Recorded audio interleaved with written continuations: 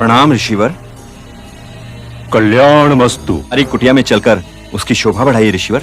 ऋषि शोभा बढ़ाने की वस्तु नहीं होते राजन। मैं क्षमा चाहता हूँ ऋषिवर। यदि तुम कुंती पुत्र ना होते मैं तुम्हें क्षमा ना करता। मैं तो हस्तिनापुर गया था, वहाँ दुर्योधन ने मेरी बड़ी सेवा की और फिर हाथ जोड़कर बोला कि भ्राता युधिष्ठिर भी निकट ही हैं, वे भी आशीर्वाद देते जाइएगा। इसलिए मैं तुम्हें आशीर्वाद देने चला आया। ऋषियों के पधारने से तो हमारे सौभाग्य के द्वार खुल गए। स्नान के पश्चात हम लोग भोजन करेंगे राजन, भोजन का प्रबंध करो। जो आज्ञा ऋषिवर। दशरी, अब भोजन कहाँ होगा? हाँ, अब तक तो पांचाली भी खा चुकी होगी। चलो अनुजो। पांचाली, क्या हुआ? 5-6 शिष्यों के साथ ऋषि दुर्वासा आ गए हैं। तो चिंता क्यों? वो लोग स्नान करने गए हैं, आकर भोजन करेंगे। भोजन?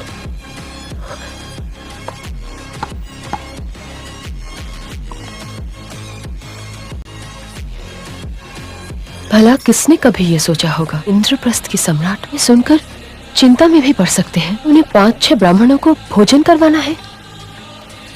इंद्रप्रस्थ की पटरानी की रसोई में बल्कि एक दाने के अतिरिक्त 6 ही नहीं।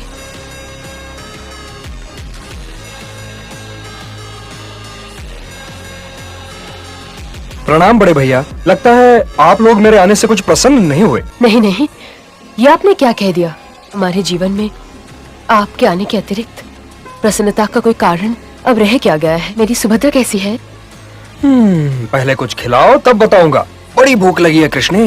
पात्र में एक चावल का दाना रह गया है, में से आधा आप खा लीजिए और आधा संसार को खिला दीजिए।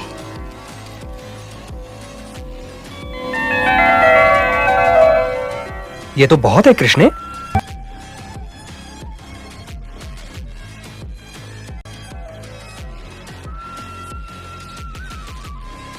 बड़े आश्चर्य की बात है ऋषिवर, बिना खाए ही पेट भर गया। ऐसा क्यों कह रहे हैं ऋषिवर? अभी तो भर पेट खीर ही खाई है। मुंह में स्वाद तो खीर ही का है और नींद भी आ रही है। नींद की मत सोचो, कोई बुलाने आ गया तो क्या करोगे? निकल चलो। तुमने बड़ी उत्तम खीर बनाई थी कृष्णे, नहाने लगी। तो सो जाइए वासुदेव। यही तो कठिनाई है बड़े भैया, मैं सो ही तो नहीं सकता।